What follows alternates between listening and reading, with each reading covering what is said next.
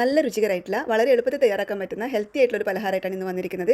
ഇത് നമ്മൾ തയ്യാറാക്കിയിരിക്കുന്നത് പൊട്ടുകടല യൂസ് ചെയ്തിട്ടാണ്. അപ്പോൾ ഇതെങ്ങനെ തയ്യാറാക്കുന്നതെന്ന് കണ്ടു നോക്കിയാലോ. ഇതിനായിട്ട് ആദ്യം തന്നെ ഒരു പാനിലോട്ട് 1 കപ്പ് പൊട്ടുകടല ചേർത്ത് കൊടുക്കാം. ഇനി ഈ പൊട്ടുകടല നല്ലതുപോലെ ഒന്ന് റോസ്റ്റ് ചെയ്തെടുക്കണം. പൊട്ടുകടലയുടെ പച്ചമണമൊക്കെ മാറിയിട്ട് നല്ലൊരു മണം വരുന്നത് വരെ ഇതൊന്ന് റോസ്റ്റ് ചെയ്തെടുക്കാം. ആ ഒരു സമയത്ത് നമുക്ക് ശർക്കര പാനി തയ്യാറാക്കിയെടുക്കാം. അതിനായിട്ട് ഞാനിവിടെ 1 കപ്പ് ശർക്കര പൊടിച്ചെടുത്തിട്ടുണ്ട്.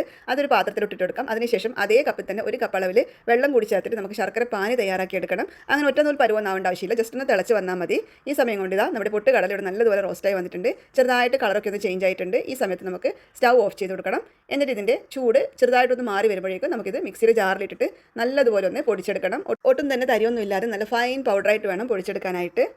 ചെറിയ ചൂടോട് കൂടി തന്നെ പൊടിച്ചെടുത്തുള്ളൂ. അപ്പോൾ നമുക്ക് നല്ലതുപോലെ തന്നെ പൊടിഞ്ഞ് കിട്ടുന്നതായിരിക്കും. അപ്പോൾ ഇതൊന്ന് പൊടിച്ചെടുത്തിട്ട് വരാം. ഈ സമയത്ത് നമ്മുടെ ശർക്കര പാനി ഇതിവിടെ തയ്യാറായിട്ടുണ്ട്. കണ്ടല്ലോ, നല്ലതുപോലെ തിളച്ച് വന്നിട്ടുണ്ട്. ഇനി നമുക്കിതിവിടെ ഓഫ് ചെയ്യാം. സ്റ്റൗ ഓഫ് ചെയ്ത് കൊടുക്കാം.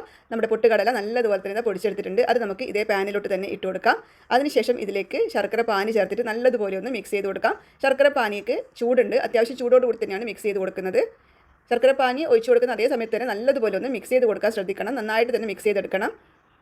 ഇത് കണ്ടല്ലോ, ഒട്ടും തന്നെ കട്ടിയൊന്നും ഇല്ലാതെ നല്ലതുപോലെ മിക്സ് ചെയ്ത് കൊടുക്കാം. നന്നായിട്ടൊന്ന് മിക്സ് ചെയ്ത് കൊടുത്തതിന് ശേഷമാണ് ഞാൻ സ്റ്റൗവിൽ വെച്ച് കൊടുക്കുന്നത്. ഇപ്പോൾ സ്റ്റൗവിൽ വെച്ച് കൊടുത്തിട്ടില്ല, കട്ടിയൊന്നും ഇല്ലാതെ നല്ലതുപോലെ മിക്സ് ചെയ്തെടുക്കാം. അങ്ങനെ ഇതാ നല്ലതുപോലെ തന്നെ മിക്സ് ചെയ്തെടുത്തിട്ടുണ്ട്.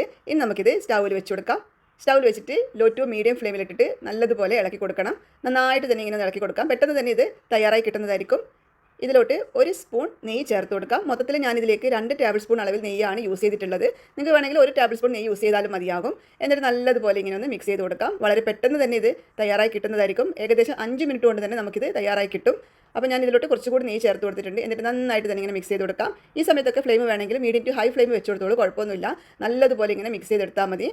പൊട്ടുകടലൊക്കെ നല്ലതുപോലെ റോസ്റ്റ് ചെയ്തതുകൊണ്ട് ഒട്ടും തന്നെ പച്ചമണമൊന്നും ഉണ്ടാവില്ല. നല്ല ടേസ്റ്റ് ഉണ്ടാവും കഴിക്കാനായിട്ട്. നന്നായിട്ട് ഇങ്ങനെ മിക്സ് ചെയ്ത് കൊടുക്കണം. കണ്ടല്ലോ, ഇതിപ്പോൾ നല്ലതുപോലെ ഡ്രൈ ആയി വന്നിട്ടുണ്ട്.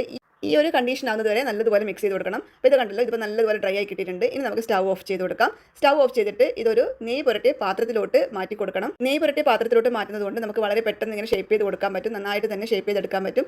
ചെറിയ ചൂട് തന്നെ ഇതിങ്ങനെ ഷേപ്പ് ചെയ്തെടുക്കണം. അങ്ങനെയാകുമ്പോൾ നമുക്ക് വളരെ പെട്ടെന്ന് ക്രാക്കൊന്നും ഇല്ലാതെ നന്നായിട്ട് തന്നെ ഷേപ്പ് ചെയ്തെടുക്കാൻ പറ്റും. അപ്പോൾ ഇത് കണ്ടല്ലോ, നല്ല ഭംഗിയായിട്ട് തന്നെ നല്ല ക്യൂട്ടായിട്ട് തന്നെ ഷേപ്പ് ചെയ്തെടുത്തിട്ടുണ്ട്. ഇതേപോലെ ബാക്കിയുള്ളതെല്ലാം ഒന്ന് ഷേപ്പ് ചെയ്തെടുക്കാം.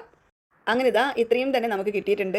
നല്ല ടേസ്റ്റി ആയിട്ടുള്ള വായിലിട്ടാൽ അലിഞ്ഞു പോകുന്ന തരത്തിലുള്ള ഒരു പലഹാരമാണിത്. തീർച്ചയായിട്ടും ട്രൈ ചെയ്ത് നോക്കണേ. നല്ല ഹെൽത്തി ആയിട്ടുള്ളൊരു പലഹാരമാണ്. കുട്ടികൾക്കൊക്കെ തീർച്ചയായിട്ടും ഇഷ്ടപ്പെടും. അവരിതിങ്ങനെ കഴിച്ചുകൊണ്ടേയിരിക്കും. നല്ല ടേസ്റ്റാണ്. എല്ലാവരും തീർച്ചയായിട്ടും ട്രൈ ചെയ്ത് നോക്കിയിട്ട് എങ്ങനെ ഉണ്ടായിരുന്നു എന്നുള്ളത് നിങ്ങളുടെ ഫീഡ്ബാക്ക് ആയിട്ട് അറിയിക്കാൻ മറക്കരുത്.